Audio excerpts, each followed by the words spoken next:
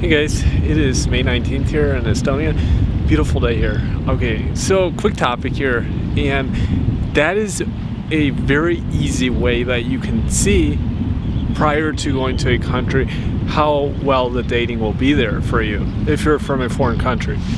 About 3 years ago, I first started using Tinder. I realized that if I could basically locate any city in the world, if I used a paid subscription, then I would simply click on a city, see how many matches I got and how far with those matches I would get. I tried a few cities. I had already been to Poland and Hungary and Slovakia at this time, so I tried Eastern Europe, and then I added cities like Kiev, St. Petersburg, Moscow, Russia, to see what it was like in those places. What I found was that St. Petersburg, Russia, was by far the best place for getting matches and continued correspondence to the point of dates with these women. And this was awesome, honestly. Like, I had never used Tinder. Tinder was really like novel, you could say, for myself. I had never used that kind of app, and it was just interesting. I hadn't really used a lot of online dating, so that was like a first experience for me. I then ended up going to Russia about 5 months later.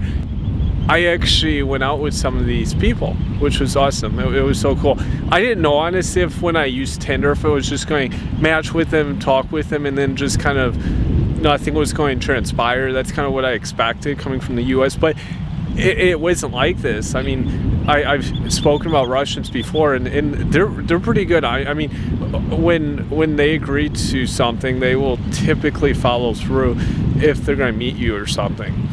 Now, what I found also was that this method was a great way also to show me which places I would have better success with dating. This was a really useful technique because I then used it for some other cities, and I kind of was able to find that the trend showed me the cities that I matched better on Tinder had more matches and had extended correspondence.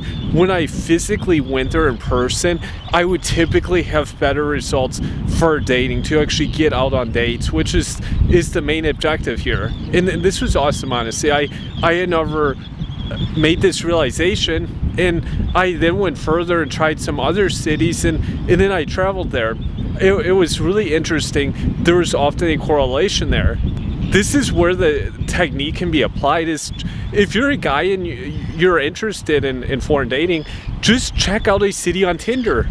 Simply get a paid subscription, go on and try the city, see how many matches you get, and see how extensive of correspondence you can get with these women, and see where that goes.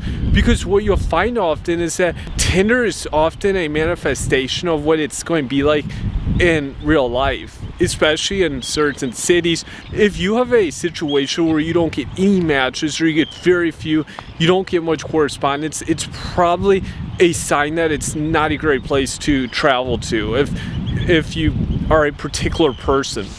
Now, this isn't always the case. There are definitely first world cities and countries where it just doesn't work well for anyone, Tinder, and keep that in mind. But especially with more developing countries, you'll often find a very obvious trend here, and it can save you a lot of time, because Tinder essentially aggregates a whole database of people and matches them. It's a tool that is akin in some ways to Facebook.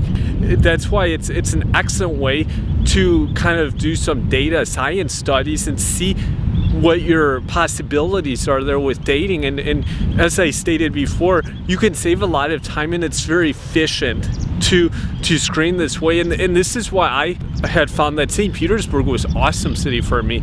Now, don't think either. You may have a friend and they do much better in a different place. Don't think that person may do as well as you in the same place, because it can really differ. I know guys that would screen in St. Petersburg, Russia. They wouldn't get a lot of matches. They didn't have a lot of opportunities there. When they would come to the city, often it was the same way. I had a friend from Mexico, and they used Tinder. for St. Petersburg, and then they ended up traveling to Russia and kind of realized that it was the same situation in real life. And this is just a great way to save time and just be more efficient here with dating. And it's also noteworthy, in some cities, Tinder has a really big spectrum of women. Russia is a prime example. I think Ukraine to an extent does also. So there's definitely a full spectrum of quality on Tinder in these places. This is a great way to approach this, and give me your feedback below. Thank you.